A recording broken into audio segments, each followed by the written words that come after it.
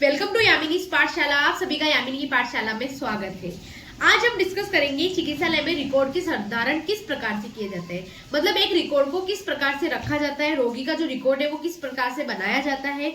इसके अलावा एक परिचारक का क्या कर्तव्य होता है रिकॉर्ड संधारण में। तो इन सभी टॉपिक के बारे में आज हम इस वीडियो में डिस्कस करते हैं। तो शुरू करते हैं आज की क्लास, चिकित्सालय के रिकॉर्ड संधारण। सबसे पहले इसका अपन सामान्य परिचय पढ़ते हैं। चिकित्सालय में आए हुए रोगी का चिकित्सीय की रिकॉर्ड संधारण करना परिचारक का प्रमुख कर्तव्य होता है कि चिकित्सालय में अगर कोई रोगी एडमिट हुआ है या किसी भी चिकित्सा लाभ के लिए आया है तो उसका नाम, पता, एड्रेस वगैरह, उसके पिता का नाम, उसकी आयु, लिंग वगैरह, ये सभी जो होते हैं उसके रिकॉर्ड होते हैं और उसको अच्छे से संभाल के या उसको संधारण करने का जो प्रमुख कार्य होता है वो एक परिचारक का होता है।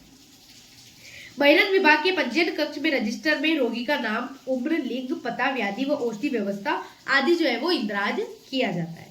अंतरंग विभाग में भर्ती रोगियों के पत्रक में उसके व्यक्तिगत एवं चिकित्सकीय इतिवृत्त, नैदानिक परीक्षणों के परिणाम, चिकित्सीय परीक्षण में प्राप्त तथ्य, दिए गए चिकित्सोपचार, परिचर्या, दैनिक प्रगति विवरण, चिकित्सालय में निर्गम के समय दी गई औषधि आदि परामर्श जो होते हैं वो शामिल होते हैं।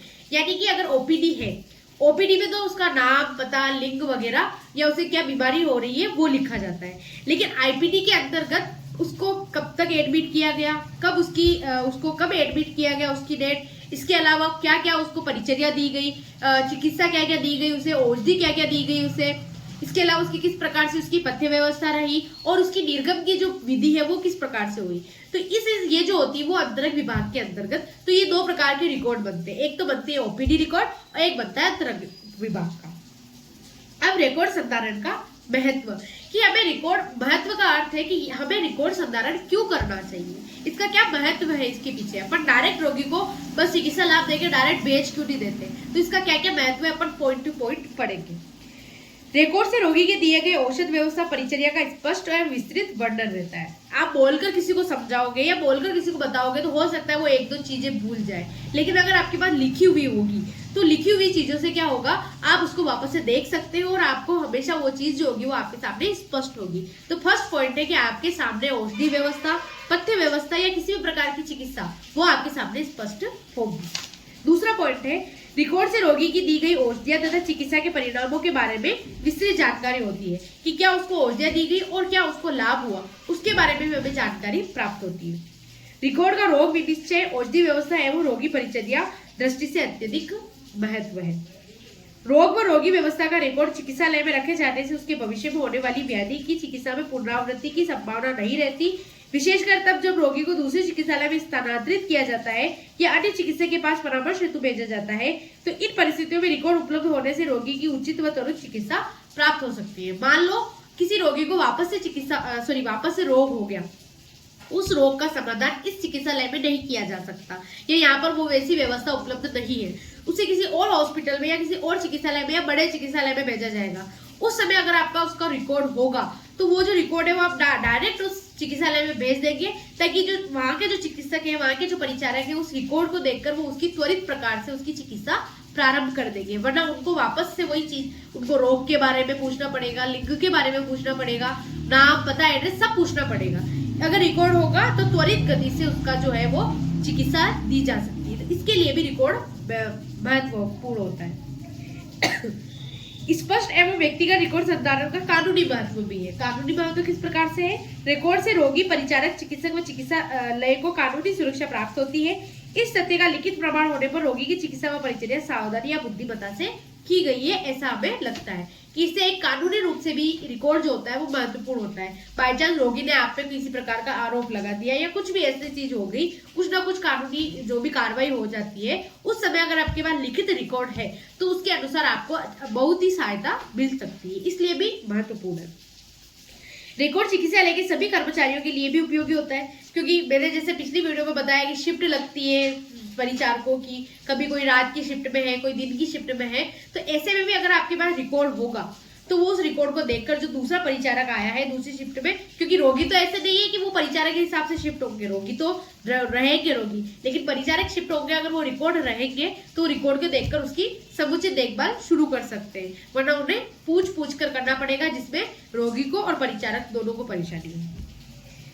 रिकॉर्ड के अध्ययन कर रहे स्नातक एवं नर्सिंग छात्रों को उनके चिकित्सीय के अनुभव में सहायता मिलती है तथा शोध कार्य में अध्ययन हेतु आंकड़े उपलब्ध होते हैं और संदर्भ सामग्री का कार्य, जैसे कि कोई इंटर्न कर रहा है तो इंटर्न में भी रिकॉर्ड के माध्यम से वो कोई चीज जो है वो सीख सकते हैं, इसीलिए भी रिकॉर्ड चाहिए होता है या महत्वपूर्ण होता है। रोगियों के रिकॉर्ड से प्राप्त आंकड़े राज्य और राष्ट्र की स्वास्थ्य समस्याओं का विश्लेषण करने में, यानी कि राज्य में कितने जैसे आंकड़े निकालते हैं कि इस राज्य में इस तरह के पेशेंट ज्यादा है, इस जिले में इस तरह के पेशेंट ज्यादा है, जैसे कैंसर के पेशेंट चित्तौड़ में ज्यादा है, भीलवाड़ा में श्वास के रोगी ज्यादा है। तो इस प्रकार से हमें एक राज्य और जिला के स्तर पर भी हम अगर आंकड़े निकाल रहे हैं किसी भी रोग के, तो भी हम रिकॉर्ड के माध्यम से निकाल सकते हैं। ठीक, तो इस प्रकार से ये तो महत्वपूर्ण है कि रिकॉर्ड क्यों रखना चाहिए। फिर आता है कि इसके सिद्धांत, यानी रिकॉर्ड जो होता है वो भी किस प्रकार से लिखने चाहिए, उसका एक तरीका या नियम क्या है। चिकित्सालय रिकॉर्ड एक कानूनी दस्तावेज होता है, अतः यह आवश्यक है कि आतुर वृत्त पत्र में लिखी गई सभी जो प्रविष्टियां हैं वो स्पष्ट होनी चाहिए और उपयुक्त होनी चाहिए, मतलब कोई उसमें फेरबदल नहीं होना चाहिए या फिर फर्जी जिसे कह सकते हैं वो नहीं होना चाहिए। सेकंड चीज, कोई भी प्रविष्टि को काटना है या परिवर्तित करना है तो उसे स्पष्ट रूप से काटकर संक्षिप्त हस्ताक्षर कर दिनांक अंकित करनी चाहिए। आपसे कोई गलती हो गई है, अगर आपको उसको काटना पड़ रहा है, जैसे वर्तमान में व्हाइटनर जैसी चीज उपलब्ध है तो आप उसके ऊपर व्हाइटनर लगा के पुनः लिख सकते हो, लेकिन बाई चांस अगर वो भी उपलब्ध नहीं हो रहा है तो आप उसको अच्छे से काट दें और उसको वापस से आगे अंकित कर दें।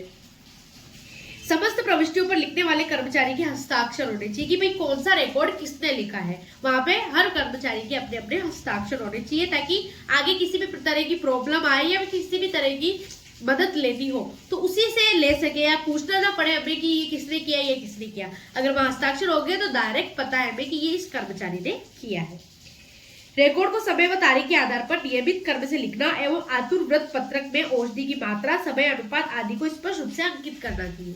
एक तो उसको अपन को डेट वाइज लिखना चाहिए, दूसरा उसमें आतुर का नाम, उसकी औषधि मात्रा, उसमें जो भी उसको विशेष परिचर्या दी गई है वो उसको अच्छी तरीके से अंकित करना चाहिए। रिकॉर्ड को बिना रिक्त स्थान छोड़े निरंतर लिखना चाहिए, मतलब किसी प्रकार की कोई जगह नहीं छोड़नी चाहिए, उसको निरंतर लिखना चाहिए। यदि भूलवश कोई रिक्त स्थान रह गया हो तो उसे काट कर नीचे हस्ताक्षर कर देना चाहिए, जैसे कि हम पीटीओ करते थे पहले, जब हमारे पेज खाली होते थे तो हम पीटीओ लिखते थे, तो उस तरीके से वहां पे कट लगाकर वहां पे साइन कर देते। आतुरवत पत्र को हमेशा नीली या काली स्याही से ही भरना चाहिए, हरा या लाल स्याही का प्रयोग नहीं करना चाहिए। और यदि आपके पास टाइप कर सकते हो, आप ऑनलाइन जो रिकॉर्ड है वो बना सकते हो, तो इस प्रकार से आपको बनाना चाहिए। रिकॉर्ड को प्रत्येक पृष्ठ पे आतुरवत पत्रक में लिखे गए रोगी का नाम, उम्र, बालक, रोगी क्रमांक, अंतरंग रोगी क्रमांक, दिनांक आदि जो है वो उसमें अंकन करना चाहिए, उसका नाम, पता, लिंक वगैरह सभी अंकित करने चाहिए। रिकॉर्ड हमेशा संक्षिप्त, संपूर्ण एवं सत्य होने चाहिए, मतलब उसके अंदर सब जानकारी भी हो लेकिन वो संक्षिप्त हो, मतलब संक्षिप्त शब्दों में या संक्षिप्त वाक्यों में एक रोगी के रोग के बारे में हमें संपूर्ण जानकारी दे देनी है। इसके अलावा वो बिल्कुल सत्य होना चाहिए, किसी प्रकार का उसमें असत्य बिंदु नहीं होने चाहिए। जिसमें रोगी को उपलब्ध कराई गई औषधि, उसका प्रभाव, परिचर्या, दैनिक निरीक्षण व परीक्षण, उत्तरोत्तर लाभ हानि आदि जो हो उसमें वितरण हो, उसमें क्या लाभ हुआ, क्या हानि हुई, उसके अलग से सिम्टम्स क्या है, उसमें साइड इफेक्ट्स क्या है, वो सभी उस पत्रक में या जो भी रिकॉर्ड है उसमें अंकित होना चाहिए। रिकॉर्ड संधारण में परिचारक के कर्तव्य। अब रिकॉर्ड के संधारण करने के लिए एक परिचारक का क्या कर्तव्य होता है उसके बारे में। परिचारक को रिकॉर्ड हमेशा अपनी सुरक्षा में रखना चाहिए तथा संभव हो तो उसे अलमारी में रोक करना चाहिए। उसका कार्य हुआ और उसको या तो अलमारी में अच्छे से उसको सहेज के रखें ताकि किसी को दिखाना पड़े या आपको कोई भी चीज चाहिए है तो आप जल्दी से उसे ले सके।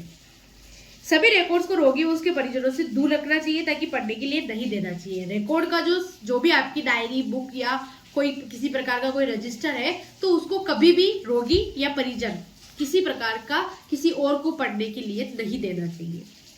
रोगी के रिकॉर्ड में एक भी कागज अलग नहीं करना चाहिए। रोगी के रिकॉर्ड्स के संबंध में चिकित्सालय के सभी कर्मचारियों का नैतिक एवं कानूनी उत्तरदायित्व होता है। उसमें लिखी गई बातों को गोपनीय रखें। उसमें क्या बातें लिखी गई है वो सभी जो होती है वो चिकित्सा कर्मियों के लिए एक गोपनीय बात होती है, तो वो किसी को बतानी नहीं चाहिए। फिर आता है रोगी के रिकॉर्ड्स को प्रशासनिक अधिकारियों की अनुमति बिना विविध सलाहकारों, लीगल एडवाइजर को नहीं सौंपना चाहिए। मतलब कोई भी आपके हॉस्पिटल में चेक करने के लिए आया है तो उसको एक बार आपको अपने प्रशासन की जो भी अधिकारी है उसको उसकी अनुमति के बिना किसी को अपनी जो भी रजिस्टर है वो नहीं देना चाहिए। परिचारक को चाहिए कि वह रोगी विषयक सभी रिकॉर्ड को अत्यंत सावधानी पूर्वक संभाल कर रखे और लापरवाही के कारण रिकॉर्ड्स को नष्ट करने की संभावना अधिक रहती है। तो एक परिचारक का कर्तव्य है कि उस रिकॉर्ड को अच्छे से संभाल कर रखे, वरना किसी प्रकार की कोई लापरवाही होगी और रिकॉर्ड जो होगा वो खत्म हो सकता है या फिर उसमें किसी न किसी प्रकार की असावधानी या वो उसकी बिगड़ने की संभावना हो सकती है। समस्त रिकॉर्ड को चिकित्सालय के प्रचलित परिपाटी के आधार पर अलमारी या रेक में फाइलिंग व निम्नलिखित आधार पर रखना चाहिए कि उसके फाइल के आधार पर, वार्ड के आधार पर, रोगी या रोग के आधार पर अलग अलग तरीके से अलमारी में रखना चाहिए। वो अपन देखते हैं कि किस प्रकार से, जैसे क्रमानुसार यानी 1 2 3 4 न्यूमेरिकल जिसे कहते हैं, या फिर वर्णानुसार यानी ABCD के अनुसार लिख सकते हैं कि A नाम का पेशेंट है, B नाम का पेशेंट है तो वो अल्फाबेटिकली वार्ड के आधार पर, या फिर अपन वार्ड के आधार पर रख सकते हैं कि ward number 1, ward number 2, ward number 3, या फिर किसी रोग के आधार पर, या फिर संकेत सूचक कार्ड के आधार पर हम जो अपनी रिकॉर्ड होता है उसको रख देना चाहिए ताकि हमें जल्दी से मिल जाए। रोगी की स्वेच्छा से घर जाने की स्थिति में चिकित्सक से अनुमति लेकर आतुरपत्र पत्र पर उस पर लिखकर हस्ताक्षर करवा देना चाहिए। अगर रोगी खुद से घर जाना चाहता है, वो छुट्टी लेना चाहता है चिकित्सालय से, तो उस समय में जो भी डॉक्टर है उससे हस्ताक्षर करवा देने चाहिए और खुद रोगी के हस्ताक्षर करवा देने चाहिए। उसके बाद ही उसकी निर्गम उसको जो है वो चिकित्सालय से उसको छुट्टी दे देनी चाहिए, वरना नहीं देनी चाहिए। तो इस प्रकार से हमने रिकॉर्ड के बारे में समझा कि रिकॉर्ड को एक तो किस प्रकार से लिखा जाता है, रिकॉर्ड का महत्व क्या होता है, एक रिकॉर्ड संधारण में एक परिचारक का क्या कर्तव्य होता है, इसके बारे में हमने इस वीडियो में पढ़ा। इसी के साथ इस वीडियो को हम यही खत्म करते हैं। मिलते हैं एक नई वीडियो के साथ, एक नई टॉपिक के साथ। आप मेरे चैनल पर नए हैं तो चैनल को सब्सक्राइब कीजिएगा। Thank you so much for watching. धन्यवाद।